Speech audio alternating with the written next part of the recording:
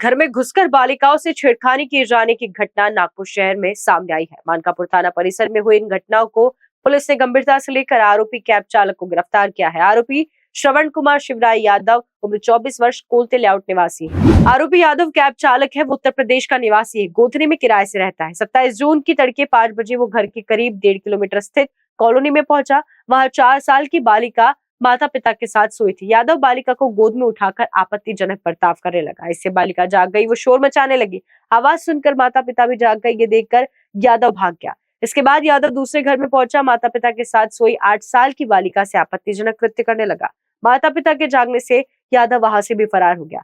Pi Harish Kalsekar तथा team ने 50 से अधिक सीसीटीवी फुटेज खंगाले, जिसमें एक युवक भागते नजर आया। फुटेज दिखाने पर दोनों परिवार ने आरोपी के होने का बताया। पुलिस ने दबिश देकर इस आरोपी यादव को दबोच लिया है। आगे की कार्रवाई पुलिस कर रही है। एका घटनेची माहिती आम्हाला मिळाली, ज्यामध्ये गोधनी परिसरामध्ये, गोधनी रेल्वे स्टेशन परिसरामध्ये जयदुर्गा लॉन आणि कोलते लेआउट या परिसरामध्ये एक अनोळखी इसम पहाटे 5 ते 5:30 या वेळेमध्ये 2 घरांमध्ये शिरला। त्याने घराचे दरवाजे उघडून घरामध्ये शिरला, घराच्या बेडरूम मध्ये गेला आणि त्या ठिकाणी झोपलेल्या लहान मुलींना, एका मुलीला तो उचलून घेऊन जाण्याचा प्रयत्न करत होता आणि दुसऱ्या घरामध्ये त्याने त्या मुलीच्या ठिकाणी जाऊन सर्वजण झोपले असताना अंगावरून वगैरे हात फिरवलेला होता। अशा प्रकारे तक्रारी निदर्शनास आल्या। एक मुलगी जी आहे ती 4 वर्षाची आहे, दुसरी मुलगी 10 वर्षाची आहे। आता ह्या घटनेची माहिती मिळाल्यानंतर तात्काळ आमची टीम त्या ठिकाणी पोहोचलो, घटनेची प्राथमिक माहिती घेतली आणि प्राथमिक माहिती घेतल्यानंतर असं लक्षात आलं, कोणतरी विकृत मनोवृत्तीचा व्यक्ती, 30 वर्ष वयोगटातला, त्याच्या कपड्यांचं वर्णन आणि थोडंफार चेहऱ्याचं वर्णन आम्हाला त्या पीडित लोकांनी किंवा त्याच्या नातेवाईकांनी सांगितलेलं होतं। त्या आधारे आम्ही जो संशयित आरोपी होता त्याचा शोध सुरू केला। या प्रकरणामध्ये सुरुवातीला आम्ही गुन्हा रजिस्टर क्रमांक 302/2025, भारतीय न्याय संहिता कलम 74, 331(4), 137(2) वगैरे आणि पोक्सो या कायद्यानुसार त्याच्यामध्ये आम्ही गुन्हा दाखल केला होता। आरोपीचा शोध चालू केला। आरोपीचा शोध घेत असताना आजूबाजूच्या परिसरामध्ये सुमारे 50 ते 55 सीसीटीव्ही कॅमेरे आम्ही जवळपास कंटिन्यू तपासत होतो। 2 टीम याच्यावर काम करत होत्या आणि दिवस रात्र हे कॅमेरे बघण्याचं काम चालू होतं। आणि कॅमेरे बघितल्यानंतर एका सीसीटीव्ही कॅमेऱ्यामध्ये एक संशयित इसम, जो पीडितेने सांगितलेल्या वर्णनाचा होता, तो पळताना दिसून आला। त्याच्या अंगावरच्या कपड्यांचं वर्णन देखील मॅच होत होतं, पण तो फुटेज फार अस्पष्ट होतं, त्याचा चेहरा नीट दिसत नव्हता। परंतु प्रायमा फेसे संशयित व्यक्ती हाच असावा अशा प्रकारे आम्हाला माहिती मिळाली। त्याच्यावर आम्ही कॉन्सन्ट्रेट केलं आणि त्यानंतर या संपूर्ण 2-3 किलोमीटर परिसरातले सगळे किराणा दुकानदार, पानटपरीवाले, खाऊ गल्लीवाले, रिक्षा स्टँड, त्याचप्रमाणे सलून, असे जे काही घटक आहेत त्या ठिकाणी माणूस रोज जाऊ शकतो अशा ठिकाणी, त्याचप्रमाणे आजूबाजूच्या नागरिकांकडे देखील आणि लहान मुलांकडे आम्ही विचारपूस केली आणि त्यामधून एका पानटपरीच्या माध्यमातून आम्हाला क्ल्यू लागला की हा इसम या ठिकाणी राहत आहे आणि त्याचं पहिलं नाव श्रवण वगैरे आहे असं आम्हाला माहिती मिळाली।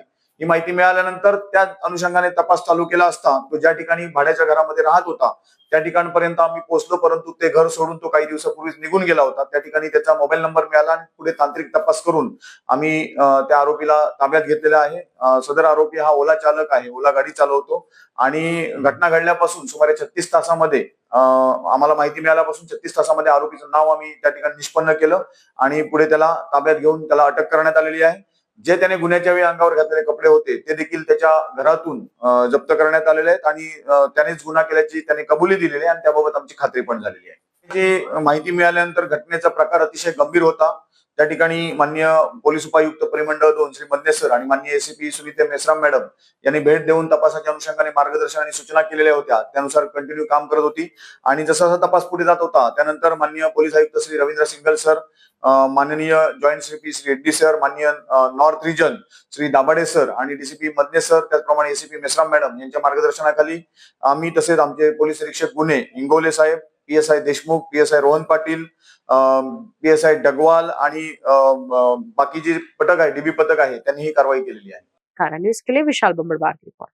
नागसेन शिक्षण संस्था द्वारा संचालित नागसेन विद्यालय, आदर्श कन्या स्कूल, आदर्श नागसेन प्राथमिक school, little Buddha international school end little scholar public school, ये नागपुर के एक ऐसे स्कूल जहां होता है शिक्षा और संस्कार का संगम। आज इस स्कूल में प्रवेश लेकर अपने बच्चों के भविष्य को बनाए उज्जवल। Little scholar public school CBSE pattern and state board nursery to 10, 100% board result, knowledge freedom, meditation for mental growth, quality education for better future, activity and project based learning, Little Buddha International Preschool, world's first IQ curriculum or multiple intelligence Japanese preschool, Japanese concept of creative schooling, activity and project based learning, well trained and caring staff, British pronunciation and native English words. Admission open for daycare, playgroup, nursery, LKG and UKG. For more details, please contact them on 955 9511 606 488 and 951899 1573 or 9975107085. Our address 10 number Pulia, Basin Bagh, Kamptee Road, Nagpur.